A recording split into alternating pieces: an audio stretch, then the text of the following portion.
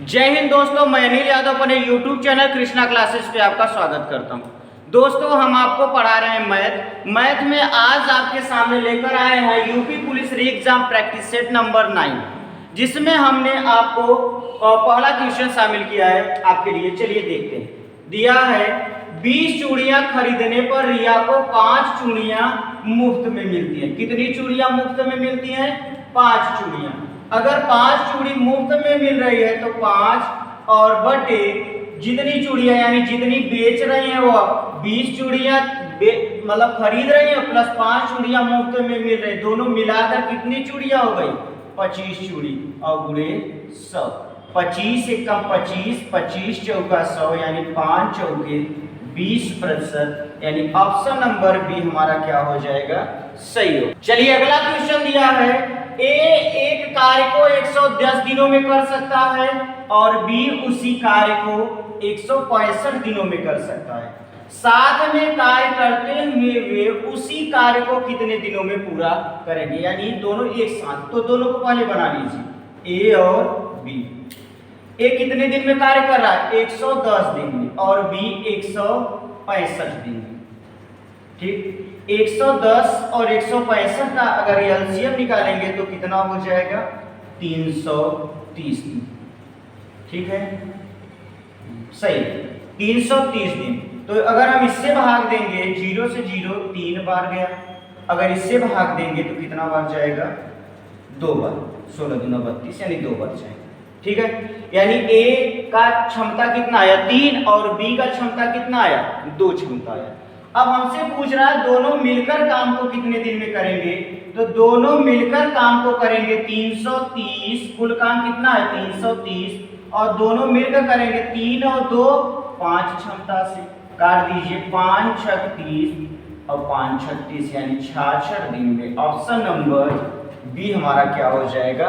सही हो। दिया अगला क्वेश्चन, राजेश अपने वेतन का 15% मकान किराया पर, 35% भोजन पर व 20% बच्चों की शिक्षा पर खर्च करता है और तथा कुछ कितना तथा शेष बचाता है।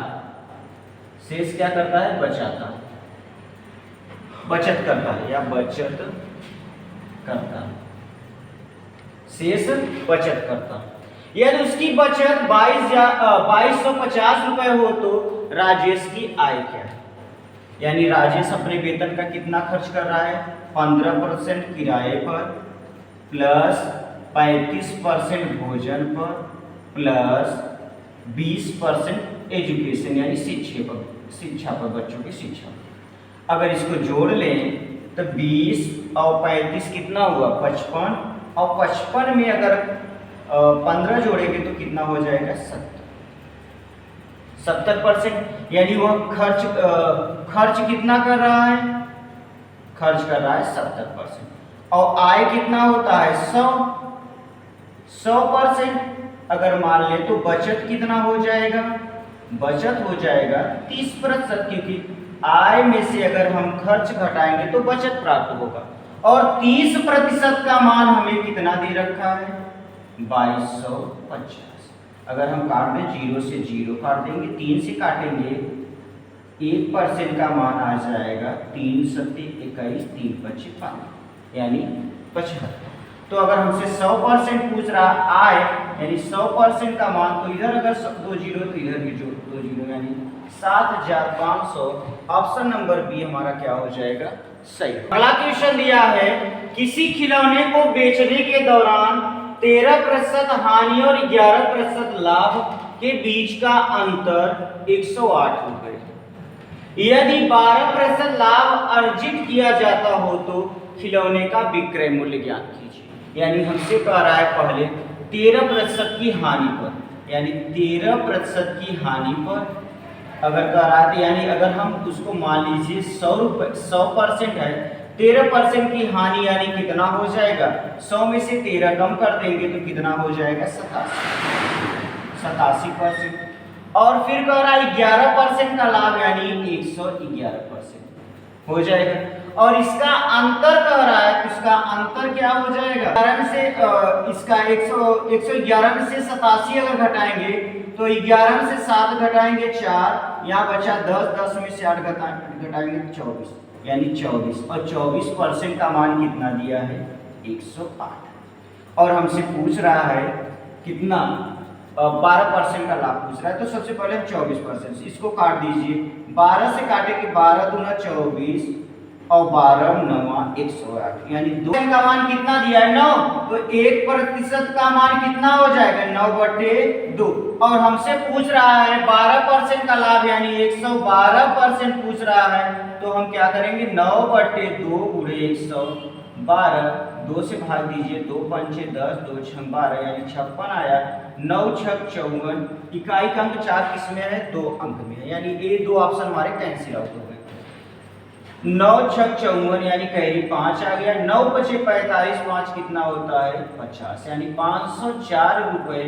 ऑप्शन नंबर सी हमारा क्या हो जाएगा सही हो। अगला क्वेश्चन दिया है, एक व्यक्ति ने प्रतिवर्ष 5% की दर से चक्रवृद्धि ब्याज पर 80,000 रुपए की राशि का निवेश किया। अगर संचित ब्याज 8200 रुपए है तो वर्षों में समय अवधि कितनी हो?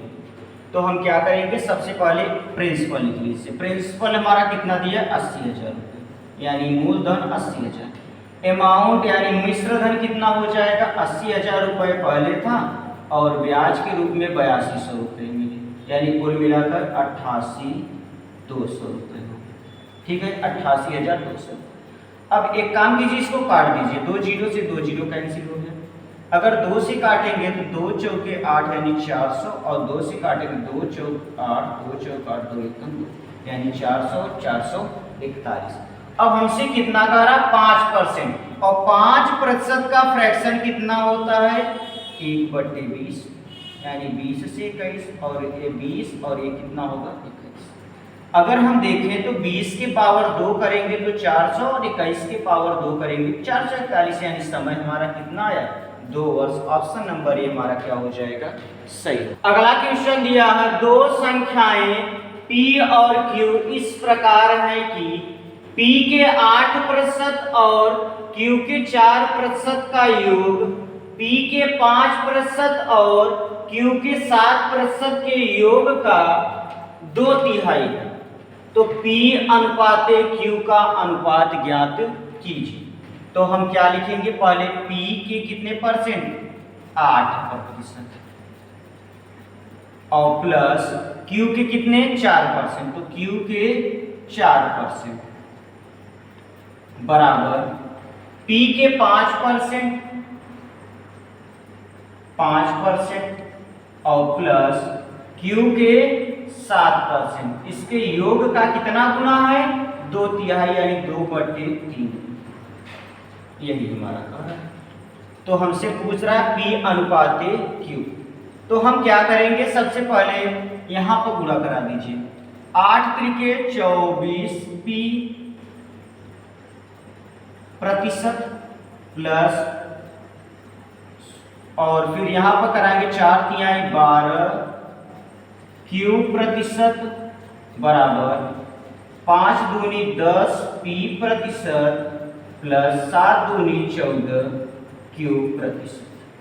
ठीक है, एक तरफ कर दीजिए, P को मतलब सजाती के एक तरफ, P को एक तरफ Q को एक तरफ। 24 P में से 10 P घटाएंगे तो 14 P प्रतिशत आ जाएगा, और यहाँ पर 14 Q प्रतिशत में से 12 Q प्रतिशत घटाएंगे तो कितना आ जाएगा 2 Q प्रतिशत।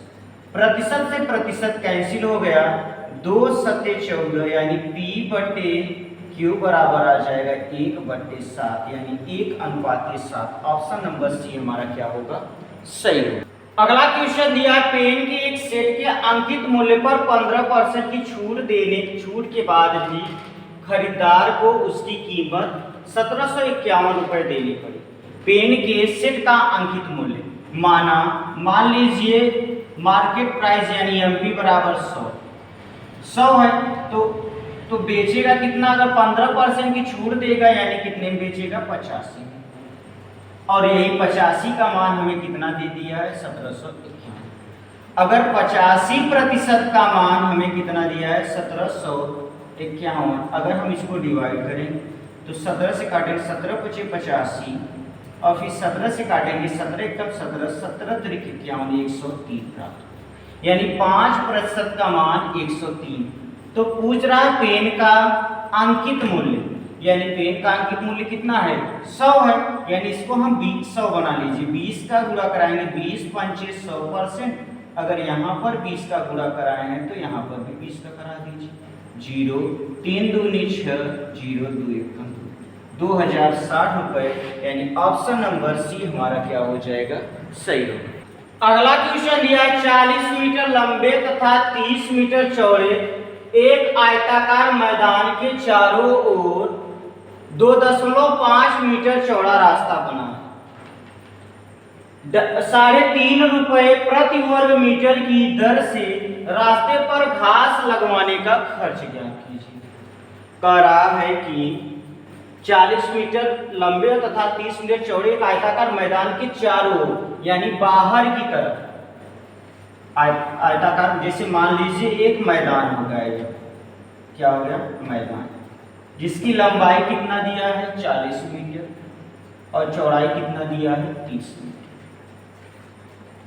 30 मीटर चौड़ाई दे दिया है और 40 मीटर लंबाई दी है।